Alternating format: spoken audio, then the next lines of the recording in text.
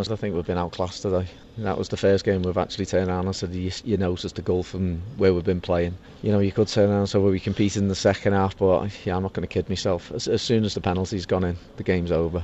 But I said to the start, I said I'd watched the game against Eastleigh. I said at the start, before the game, I said to Bernie and Ackers, you know, this game's going to be dictated by whether you two can handle their front two. And for half an hour, they couldn't. And that was the difference. Them two held it, won flick-ons, caused us all kinds of problems without doing an awful lot. And just physically stronger than us. And, you know, then the game's gone. And you try and get the ball forward early, and you know, to try and nick a goal and see if you can turn it into a little bit of a go and have a go in the second half. But it was never going to happen. I thought they were a very strong side, well organised, and very, very tough to break down. Keeper commanded his box, and you know, let's be honest, like they've won at a canter today. Let's take you back to the penalty. What was your view of it?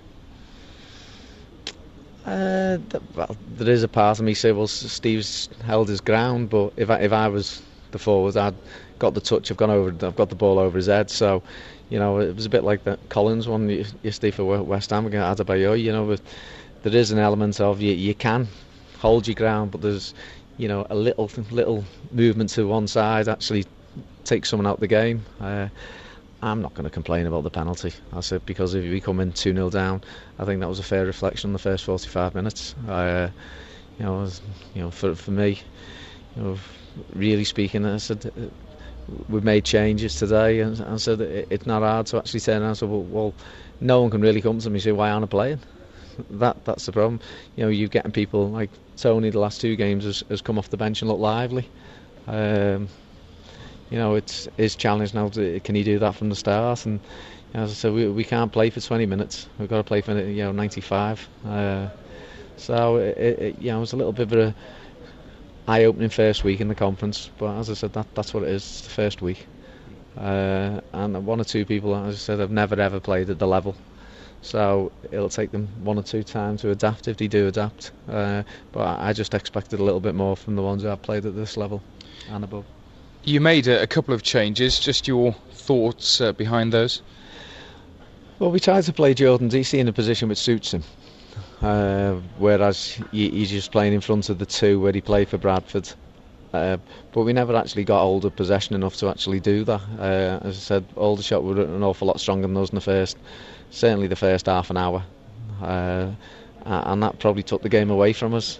You know, we were trying our best to actually bring a little bit more football into the team, and again, I said, when it doesn't happen, you tend to go back to what, you know, trying to get the ball forward and press. And but again, I just thought they were too clever for us today. I think they just control the game from start to finish, and you know, as much as you say, like, I think the second half becomes false because they're happy, content, they sat back, and you know, they just in effect just clip balls into channels to shut the game down. And again, we've got to do better, and we can't give teams 2-0 head start, and you know, until we eradicate that, we're not going to stay in games.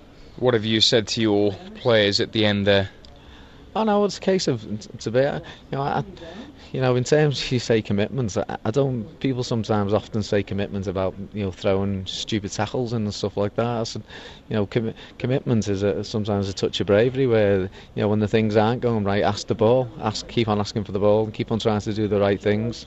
Which I just said highlighted Tony Gray when he come on. He come on and looked a good player because he just did the right things. He just kept hold, he just popped off past 5-yard, little 5-yard passes, and you know, tried to, you know, make us a bit of a threat. Which, you know, as I said, once or twice we did link in, and you know, Phoenix has got in areas where, you know, with a little bit of luck we could have had. But again, the game's already gone by then. But you know, I'm certainly got to try and, if anything, try and pick the lads up a little bit, and you know, that's what I intend to do. And you know, we've got to try and, you know, encourage them. We all want to the younger side, which actually can have the legs to play in this level, and that's what we've endeavoured to do. But you know, don't get me wrong, some have got to learn and learn quickly, but I prefer them to be learning quickly on the job and, you know, showing a little bit of desire. And I just encourage everyone to stay behind them a bit.